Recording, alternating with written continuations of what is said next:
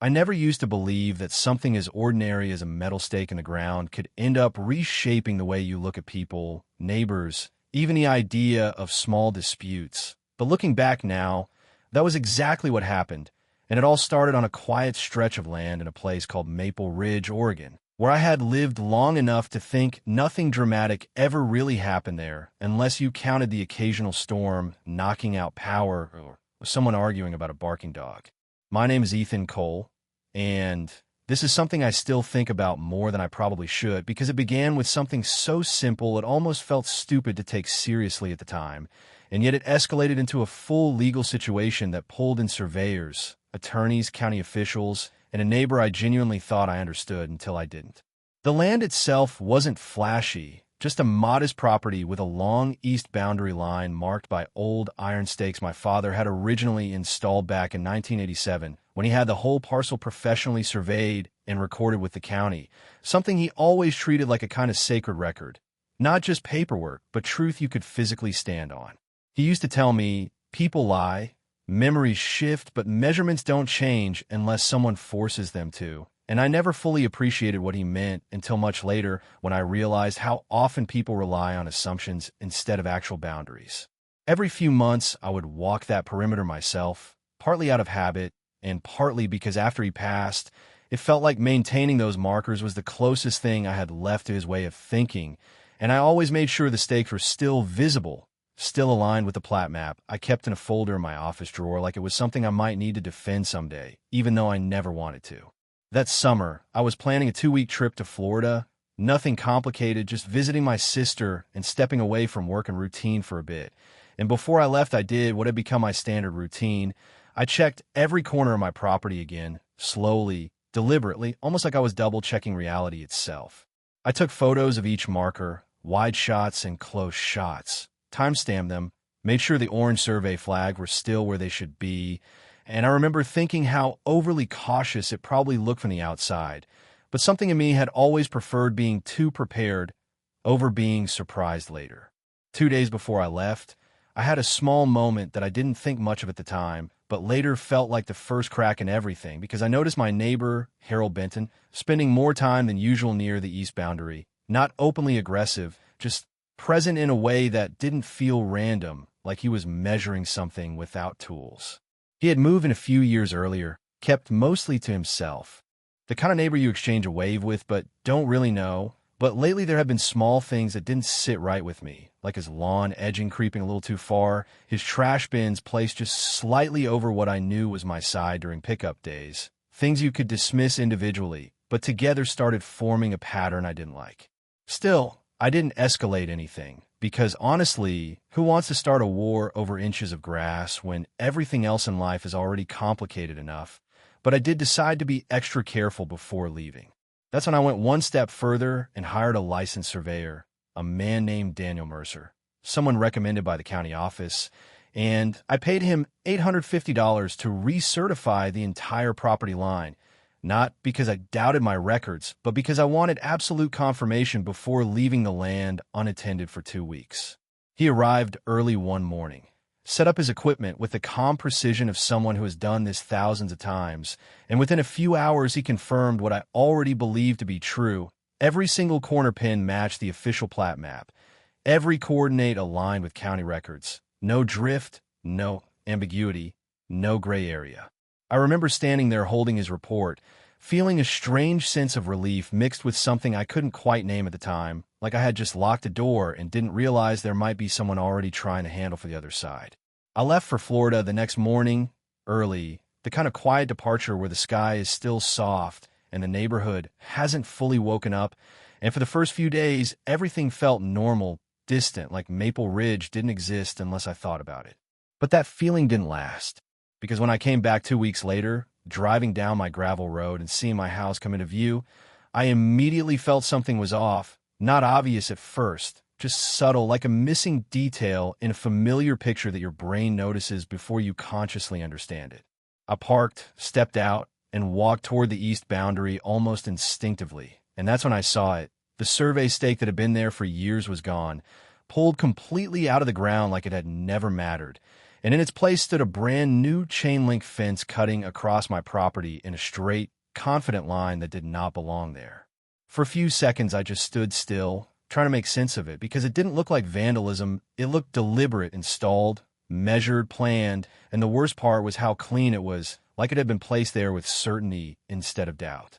Then I walked closer, and reality sharpened in a way I will never forget, because I could see exactly where it sat, about 26 inches inside my legal boundary, swallowing a strip of my land that I knew like the back of my hand, including my flower bed, the narrow access path to my side gate. In the base of the oak tree my father used to sit under when I was a kid, the same tree he had once pointed at while talking about how property lines were meant to protect memory as much as ownership. I remember letting out a short laugh, not because anything was funny, but because my brain couldn't immediately decide between anger and disbelief, like both emotions were trying to occupy the same space at once. And that was the moment I realized this wasn't going to be a misunderstanding I could fix with a conversation, because the moment I turned toward Harold's house and started walking, suitcase still in hand for my trip, I already knew this had crossed into something else entirely. When I reached his driveway, he was already outside, almost like he had been waiting, leaning casually near the fence like nothing about it was unusual, and before I could even fully speak, he looked at me and said, "It's just a fence, man. Nobody's going to measure it that close anyway." And in that moment, I understood exactly what kind of situation I was in, and more importantly, I understood exactly what kind of person I was dealing with. I didn't answer him right away after he said that.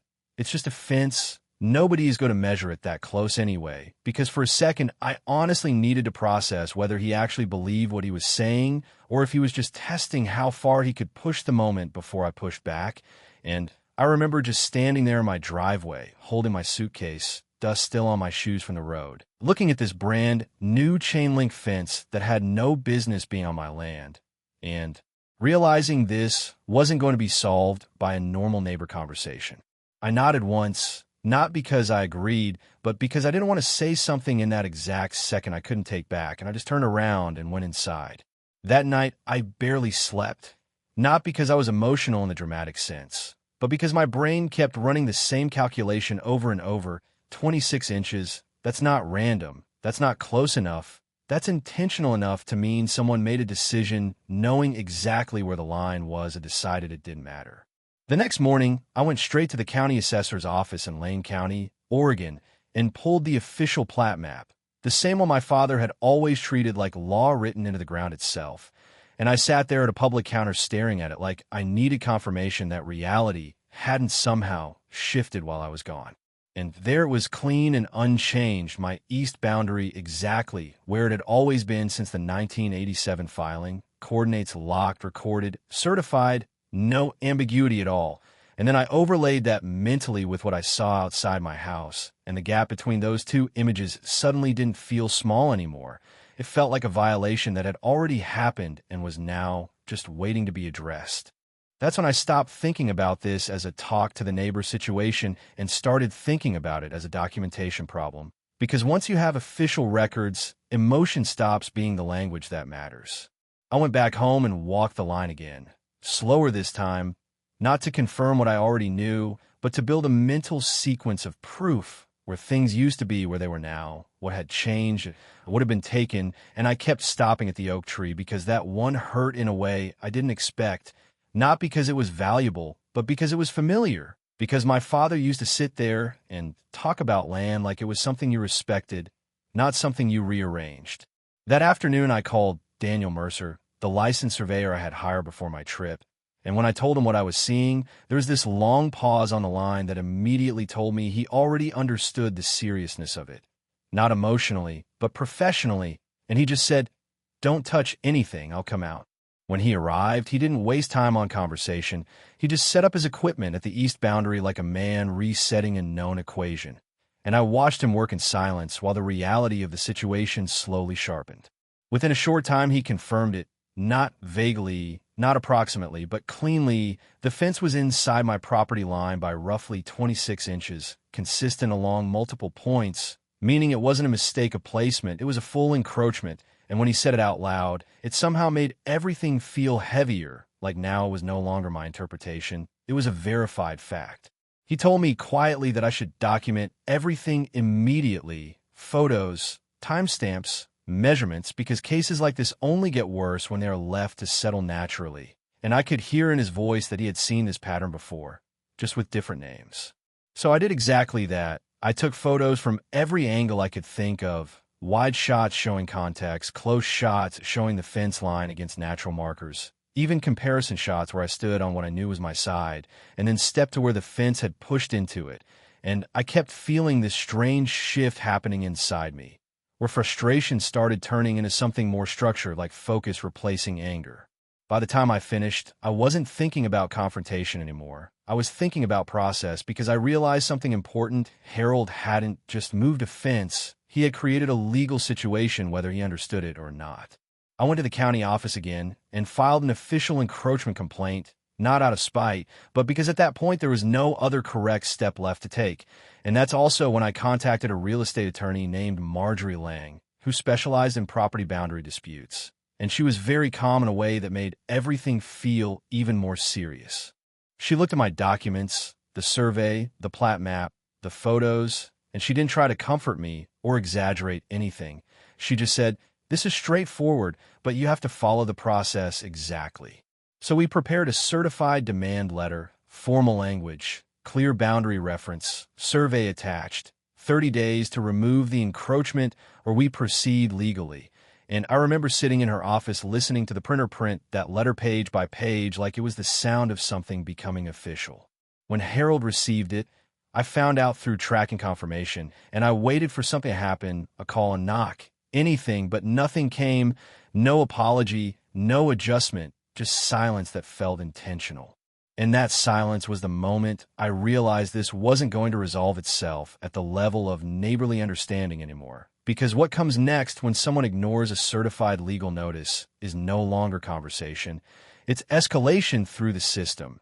And that's exactly what I decided to initiate. If you want, I'll continue with part 3, where everything goes to court and the situation finally collapses back on him. By the time the 30-day deadline passed, I already knew Harold Bennon wasn't going to move that fence. Not because he said it, but because he never acted like the documents mattered in the first place. And there's a certain kind of silence that tells you someone isn't reconsidering anything. They're just waiting to see what you'll actually do next. I remember standing at my kitchen counter that morning, holding the certified mail receipt like it weighed more than paper should, and thinking how strange it was that the entire situation had now moved out of the physical world of fences and dirt and into this invisible system of filings, deadlines, and legal consequences that most people only ever think about when it's already too late. So I told Marjorie Lang, my attorney, to proceed. No more waiting, no more informal chances, and she didn't hesitate. She just nodded like this was the exact point the process was designed for. The lawsuit was filed in civil court in Lane County, and once that happened, something changed immediately, not in a dramatic way, but in a quiet structural way, like a lock clicking in a place that couldn't be undone just by talking anymore. Harold still didn't reach out, which honestly surprised me at first, but later made sense, because some people don't respond to pressure by adjusting. They respond by doubling down until they physically can't anymore. The court date was set a few weeks out, and during that time, I kept expecting some kind of sudden correction from him. Maybe a call, maybe a contractor showing up to quietly move the fence back, something that would turn this into a misunderstanding again, but nothing like that ever came. Instead, I kept seeing him around the property like normal, mowing near the fence line, acting like nothing had changed. And every time I saw that, it reinforced the same feeling. He genuinely believed this would either go away or become too inconvenient for me to continue. When the day of the hearing finally arrived, I drove to the courthouse early, not because I was nervous exactly, but because I wanted to sit in silence before everything became official. And when I walked into that courtroom, it felt smaller than I expected, almost ordinary, which somehow made the situation feel even more real. Harold arrived a little late, which the bailiff didn't seem impressed by, and he came in looking like someone who still thought this was going to end in a conversation rather than a ruling. Marjorie presented the case first, clean and methodical, no emotion, just structure. She submitted the original 1987 plat map, the updated survey from Daniel Mercer, the photos I took before and after my Florida trip, and then encroachment measurements that consistently showed the fence sitting approximately 26 inches inside my legal boundary. I remember watching the judge review the documents slowly, not reacting outwardly, just absorbing everything in that quiet way judges do when they already understand where something is heading but still need to go through the formal steps. Then Harold spoke, and I'll never forget the way he framed it. He said it was just a minor shift, that nobody had complained for years before, that the fence made more sense where it was. And I remember the judge actually looking up at that point, because that kind of reasoning doesn't matter in property law the way people think it does. Convenience doesn't rewrite recorded boundaries. When Marjorie responded, she didn't attack him personally. She just pointed back to the records, the survey, and the fact that encroachment is encroachment regardless of intent. And that was really the turning point, because once intent stopped being relevant, there wasn't much left for him to stand on. The judge issued the ruling fairly quickly after that. Mandatory removal of the encroaching fence within 14 days. And I remember feeling this strange stillness when it happened. Not celebration, not anger, just the sense that something that had been floating unresolved finally hit the ground.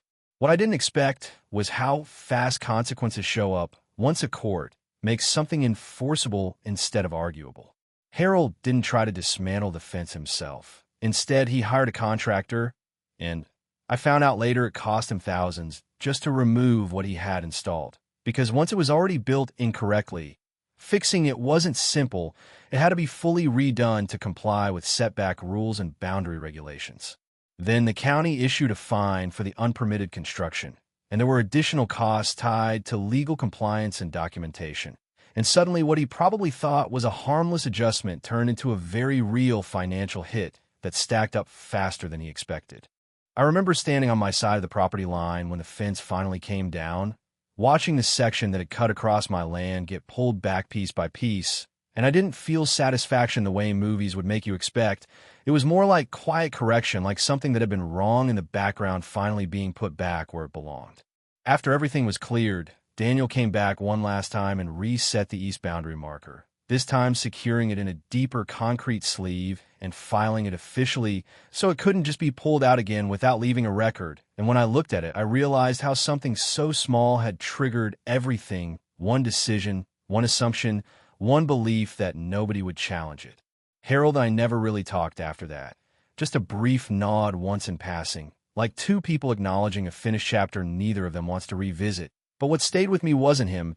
It was the realization that most conflicts like this don't start big. They start with someone believing a line doesn't matter until someone else proves that it does. And even now, I still think about how many situations in life quietly begin the same way.